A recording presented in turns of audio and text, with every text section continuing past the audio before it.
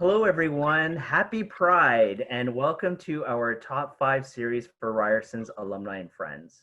My name is Christian Mehta, and I'm the AVP of Engagement at the university. Before we begin, I want to pay my respects to the Indigenous peoples, elders, and ancestors who stewarded and cared for the nature and people who lived on the land that was taken from them and where Ryerson is located today. At the university, we have made a deep and long-lasting commitment to truth, reconciliation, and decolonization. And I invite you to learn more about this work online and in person next time we can get together on campus. So we know you've got a lot on the go, so this is just a 30-minute webinar. We're going to dive in quickly, but before I introduce Dr. Massaquoi to you, I have a few housekeeping tips to share. In about 20 minutes, Dr. Massaquoi will be taking your questions. If you want to ask something, please add your question to the Zoom Q&A area. Your cameras and mics are off, so I'll be selecting questions from right there.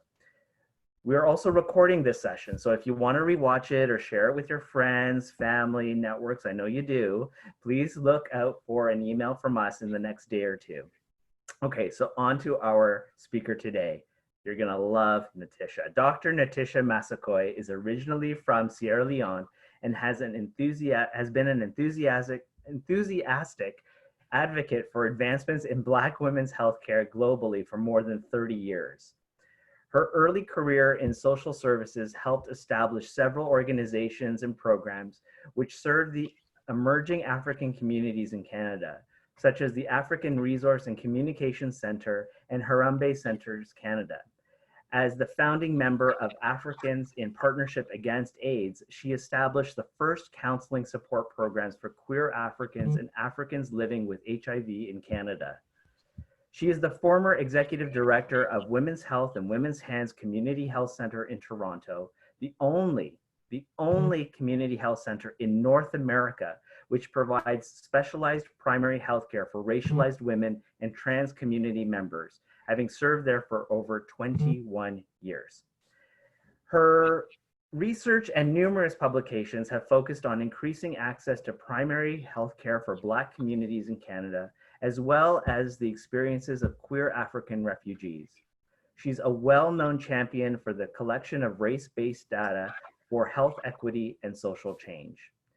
She has also been a lecturer for the faculties of social work at Dalhousie University, York University, and Ryerson. Her commitment to improving the conditions of QLGBT communities globally has allowed her to work with grassroots organizations throughout Africa and the Caribbean and be a mentor to many queer youth. Notisha, thank you so much for being here today. It's over to you for the next 20 minutes or so.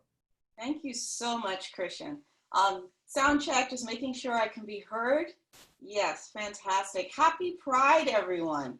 I'm really excited to be able to present to you today. And I wish it wasn't in the Zoom format, but unfortunately, because I like to feel the energy from the audience, especially when I'm talking about issues that impact queer members of our community. So I'm going to spend the next 20 minutes with you. I would like to start by some storytelling, because I think it's always good to ground ourselves and give you some context within which I do my work. And sometimes stories, I think, tell us more about who we are as queer people, and often our stories are left out of mainstream minds. I'll start with a West African proverb because I come from Sierra Leone in West Africa, and it's very much a part of who I am and very much about how my identity gets shaped as a queer woman. Anytime one person honors their purpose for being, 1,000 more will find their way. So in 1998, I was a young lesbian in Toronto, and I was working in a women's health organization, and I received a phone call from Amnesty International, and they were asking if we could support a women's rights speaking tour, which wasn't an unusual request. And I've done lots of work internationally and with the UN, and so of course my work is in the area of women's rights. However, what was very heart-stopping for me was the fact that they were organizing a tour with Tsitsi Tirapano. And Tsitsi was a Zimbabwean lesbian who was living with HIV. And she was doing a global tour to raise awareness around women's rights, women living with HIV, and queer African rights. At that point in my life, I had never met somebody from the African continent who was openly queer. I only knew myself at that point in time. And not only was she openly queer, she was going around the world talking about this very openly and fighting for queer African rights. I was more beyond moved, thrilled, inspired by the work of Tsitsi and her time in Toronto. So I was asked to host her.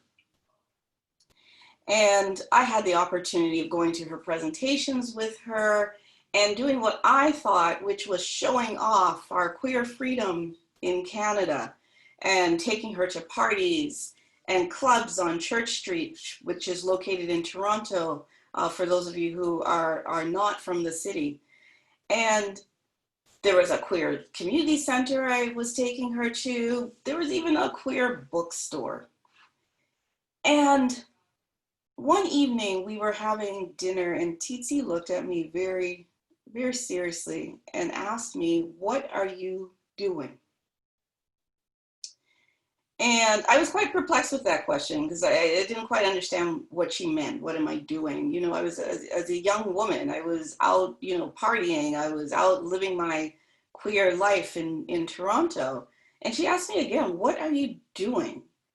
You know, I'm dying and my life is very much about having meaning. And so I'm going to ask you what you're doing as a queer African, as an African lesbian, as you identify, living in the West with all of your rights and freedoms and privileges. What are you doing to make life better for others?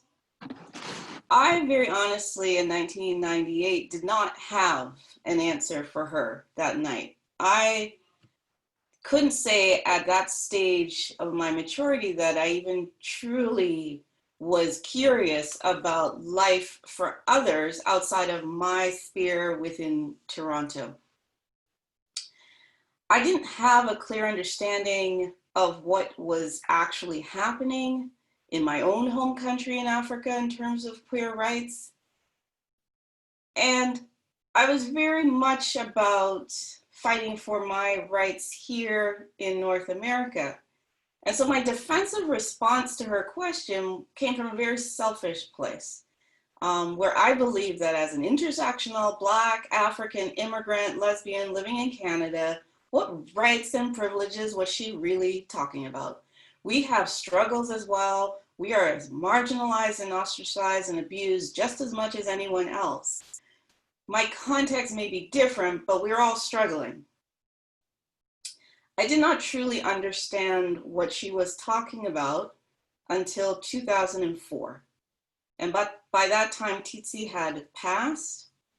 And what I believe is the force of her energy triggered inspirational activism across the African continent, and specifically with someone named Fanny Ann Eddy.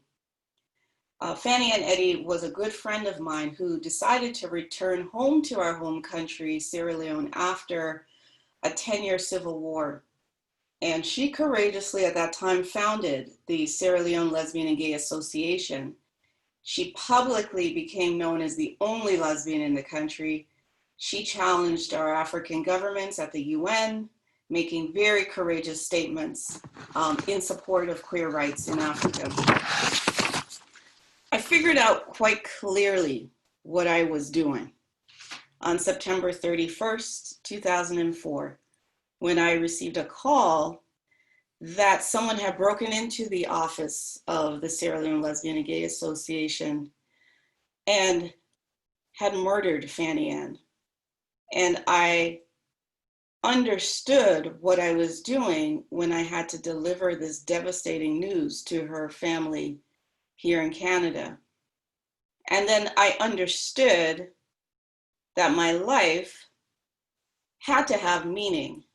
And I truly believe that my fight for queer rights and queer African rights specifically began to have a very clear understanding of what one was supposed to do. And I call this a transformative disruption. And a transformative disruption is one where an event in your life has such an impact that it could go one of two ways. One, where you're absolutely frozen in fear and you cannot proceed to do the right thing, or one where you are so transformed by the traumatic event that you begin to do the work and understand what it is that you are doing. And so I've been asked to talk about, what are the top 5 burning things that we should be thinking about as we look at building solidarity, as we look at finding allies in the queer community or with the queer community and fighting for queer justice. And so I'm going to begin. Number 1, it's understanding history. And I story tell a lot because stories are what hold our history together, and it's what we use to transmit our history to others. And when it comes to queer history, it is often missing. And within even the queer history that we have, the queer experiences of many members within the diversity of this community that we call queer are missing, particularly Black and racialized and Indigenous histories within this queer movement. My research is very much focused and works with queer African refugees claiming asylum in Canada. And what makes these cases extremely difficult to move forward for positive results is that their personal histories have been hidden.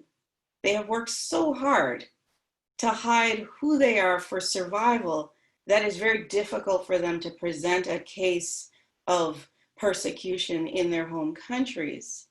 And so I emphasize the importance of history as queer people and the documenting of it, the telling of it, and the inclusivity that it needs to hold. If we look at pride celebrations around the world, they were sparked by the Stonewall riots. And we are commonly now coming to understand that the Stonewall riots were started by queer, Black, trans women who stood up for their rights, who threw that first brick at the police. And often those people get erased from that history. And so history becomes crucial. 2, we have to be intersectional in our work. When we're fighting for queer rights, we have to understand that we're fighting for everyone globally, not just the people in our little sphere of understanding. We have to understand what are the fights around the world and use whatever privileges that we have in the spaces we do occupy, particularly those in the West, to extend and understand an intersectional need for our work. And I use intersectionality in the vein of Kimberly Crenshaw.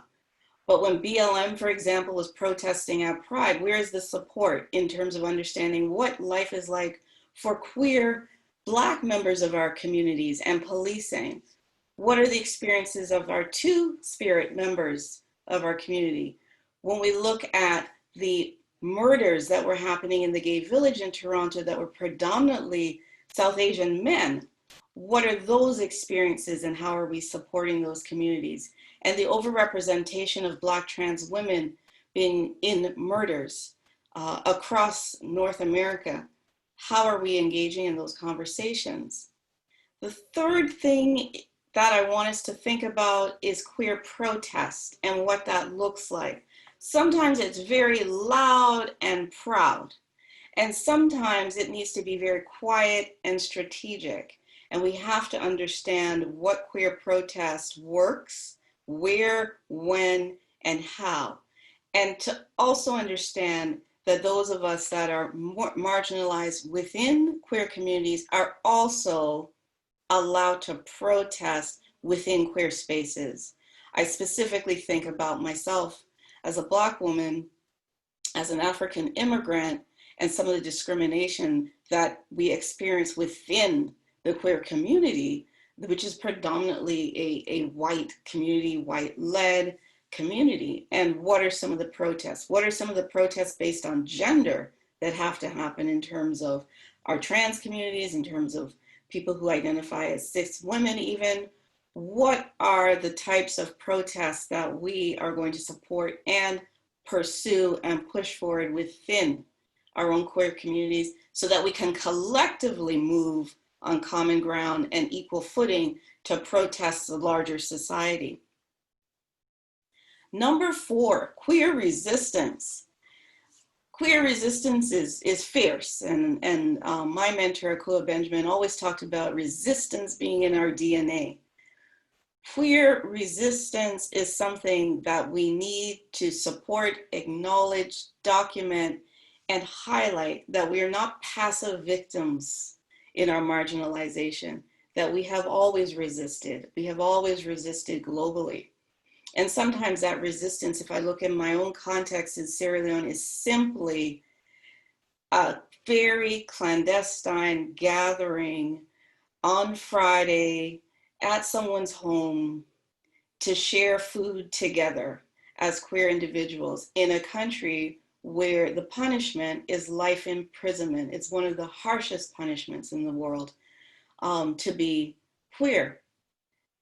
And so we have to look at people using whatever tools and means that they have at their disposal to engage in queer resistance, but understand that it is always happening, that we are strong, resilient people, and we are able to resist the oppression that many of us are experiencing and feeling often on a daily basis. Number 5, queer allyship. I was to talk about building solidarity, finding allies, and fighting for queer justice. We cannot fight for queer justice without queer allyship. One of the big pieces of information or training or advice I give when I'm working with healthcare professionals, which is the area of my work, majority of my work, is that do not let the first time that you interact with members of the queer community be within your office or on your exam table. That is not allyship, no matter how good you are. Allyship is leaving those spaces that have marginalized us as queer people and going out into our communities and engaging with us in spaces where we occupy and feel comfortable. It's about me knowing your commitment and not from you just telling me what your commitment is. It's about showing me what your commitment is. How are you going to prove to me that you are committed to the liberation and survival of queer people that you profess to be in allyship with? And this is very important, especially even in today's climate and the context that we're in, where we're watching the level of police brutality, particularly against Black members of our communities. I've been seeing lots of statements going out to talk about, the support with the movement of Black Lives Matters, but not a lot of action. And statements are very hollow if they are not filled with, first of all, the apologies that need to happen for the wrongs that have been done, for the people who've been harmed, for the people who've been marginalized by your institutions. But we now need to see what are the actions, concrete actions that you're going to take in terms of showing your commitment to the survival of queer people. And these are, 5 of the key things that I think we need to start thinking about in terms of this building solidarity. It's very important for us to understand those moments of transformation that we experience in our lives and how we can use those moments to move us forward to actually do the work that needs to be done to ensure that all members of our society are equally included, can equally participate. And I think one of the things that I have learned from the work of doing this internationally is to understand that having my rights in a Canadian context can only be truly enjoyed if I'm fighting for those same rights to be felt globally and around the world. I really want to thank Christian and his team and Ryerson for allowing me this brief moment to talk about some of the issues that I think are key. But I also want to honor today some of the people who have moved through life and inspired me. Tsitsi Terapano, who I talked about, David Keto from Uganda, Fanny and Eddie from my own country, Sierra Leone, and Prudence Mabella, who is a fierce, fierce advocate for lesbian rights and HIV.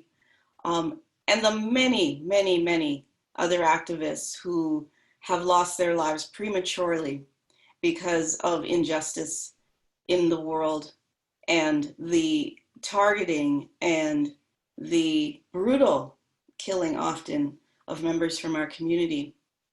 So as we celebrate today, I think it's also important to understand that Pride celebrations are always, always about protest. Thank you. Wow, thank you so much. So much to learn from you, and clearly this is just really a beginning. What I find very timely is how conditional some of the rights that have been granted or that we take full advantage of are so tentative and so fragile.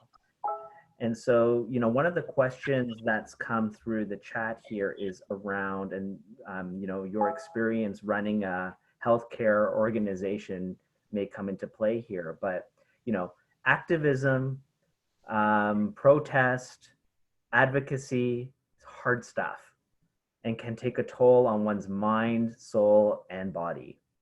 Notisha, how do we cope? How do we thrive as we also continue to raise our voices and do stuff? Absolutely. I think that's a crucial, crucial question, especially those people who are involved in queer activism. One of the things that is very evident for me doing this work for years are the amount of people that I've lost or that we've lost. And that is very common in this work. And for a whole host of reasons, but also the understanding that as queer individuals, we're predisposed to premature death. And, from pre-existing health conditions, overrepresentation in homicide, I mean, we can go on and on and on. It's about building a strong network of support. That is very crucial. The concept that many of us have created, which is a strong network of family of choice, because we have to be realistic about sometimes lack of support that would traditionally come from family members and it not being readily available to us as queer individuals. And also part of my work is fighting for more services in terms of mental health services and social support services so that we actually have places to go so that we can deal with the stress that we're exhibiting. One of the things that I personally did in my own organization is to create a space of safety for queer individuals to not only work, but also receive the support that they needed to do the work that we were doing. But not every workplace obviously can do that. And so that is still some of the fight that we have as queer individuals. And not all of us live in cosmopolitan cities. Right. And some of us are very isolated in small spaces, or, the work that I do on the continent, you're isolated absolutely from everything else except maybe people that you might be able to engage with on the internet. And so some of the strategies have been even getting queer individuals in very isolated spaces access to, you know, a computer or things where they can reach out to other people. When I was younger, we used to do radio podcasts and do pirate radio, queer radio, to get it into African spaces, so that people could hear that they're not alone. But that is a very good question, and I think it's something that we have to continually keep working on. But to understand that sometimes queer activism simply means self-care, right? And doing the things that you need to do to keep yourself safe. It doesn't mean that we have to be in the street protesting all the time. We can't. We don't have that energy. There are times when you can do it, and there are times to be okay with, I can't do it right now. There are times when you're able to support others, and there's times when you need support. And I think a lot of it has to do with being very okay with setting boundaries for yourself, to understand when I need support and I need to take time for myself away from this work. Yeah, that's a really important point, and a constant struggle for many of us, right? Knowing when to focus on oneself. Yeah. Here's a question around white privilege and white supremacy. So we're talking a lot about that these days, and the question is really around queer complicity in white supremacy and heteropatriarchy. Big words. You know, how does one resist or recognize even that they're complicit in upholding white privilege? How does a queer person recognize that? And how do they begin to start to dismantle that or resist that? 30 seconds, go. Wow. Yeah. You know, I guess an example for me is, you know, I live in Toronto, and when I was young and coming out, the first place I ran to was Church Street, which is the gay village in Toronto. And Toronto is the most diverse city in the world. We have the most ethnicities, people from the most countries, the most languages spoken in any city in the entire world. So I rushed to Church Street. Church Street has to be the whitest street I have ever seen. And I thought, wow, it's in downtown Toronto as well. That's an impossibility. Like, how is that possible? Right. My answer to that is it takes a lot of effort and deliberate effort to create that kind of space, which excludes so many other people and so many other voices and narratives and all of those things. So we have to understand that the level of white supremacy that we see out in the world is also amplified within spaces where people presume themselves to also be marginalized. So I am marginalized as a queer individual. I'm not going to check my whiteness per se, right? I'm not going to check that because I am marginalized. And sometimes people feel like, well, I understand how you feel as a Black person because I'm queer. I'm also marginalized. But not taking into account that your white privilege creates a different experience for you than my Blackness and queerness and gender as a woman creates for me. And so we have not taken the time as queer communities to dismantle what white supremacy and racism looks like within those spaces. And this is the time to do it. I mean, the rest of the world is engaged in it. So how are we going to not do it now? And it's really to take stock, right? What is my experience in this queer, let's say, Canadian space as a Black lesbian? What supports do I have? What are the spaces where I can engage in? I'll give you a really quick example. I like examples better than, you know, the theoretical engagement. My organization, Women's Health and Women's Hands, has the largest contingent at the Dyke March every year. It's the largest group. And when we applied for the first time to participate in the Dyke March, we were told it was a protest and you all have a truck with some music and you're having too much fun. It's taking away from this concept of a march, a protest march. And when I explained, well, you know what, as racialized women, one, we're trying to create a space for us to participate. Protest looks different for us in a cultural context. And we want to feel welcome. So what are the things that you could have done to engage us in a manner that would have said, we want to welcome you into our space, as opposed to creating barriers for us to participate in your space. And after 15 years of doing this, we are at the end of the parade because we're different and because there's so many of us. And so we're always the last group at the parade, which we love, because now what happens is that many people go down first and circle back around so that they can be with us. Yeah. And enjoy the spirit of protest that we've created, especially for racialized women. That's an example of where you're using your white privilege to not allow people to integrate into, you know, this queer space that we have created here. Yeah. Listen, we're just at time, but I want to squeeze in one more question. It's going to have to be fast. So listen, there's lots of calls to action around defunding the police and looking at budgets and reallocating. If we end up in a place where there's resources that are becoming more available, where would you like to see it go as it relates to this topic? And what potential does that hold? Queer youth has to go to queer youth. It has to go to resources for queer youth. We have to be able to bolster our young people in a much more robust way than now. I don't want any young person to have my experience where you get no support until you're an adult. We also have to address homelessness and the number of queer youth who are homeless for a whole variety of reasons, particularly trans youth in particular, and particularly trans youth of color. The resources have to go there. They're very inadequate now. They're very concentrated in cities. We need resources that span all of the spaces that queer youth are in. And absolutely, some of that policing dollars has to be divested into providing social supports and mental health supports, as opposed to policing our youth, our queer youth in particular. Yeah, absolutely. And great way to cap off. And thank you, Notisha, for being here with us.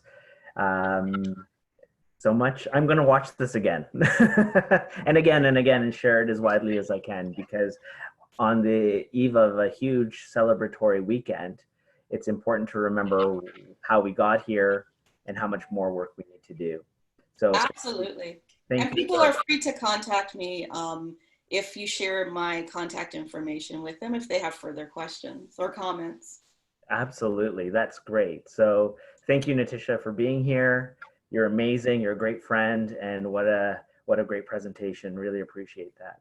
Thank for you all so of you much. who've joined us, thank you for making the time to kick off, hopefully, your Pride weekend. And as Natisha said, you know, let the conversation continue. And with her, with each other, with us at Ryerson, we're always there for you. And please do stay tuned for more exciting and informative, provocative topics that we'll be putting on over the course of the summer and into the fall. We hope that you enjoy them and you find great inspiration and new ideas from them as well. Notisha, thank you again. You're the best. And Happy Pride. Happy Pride, everyone. We'll see you soon. Bye for now.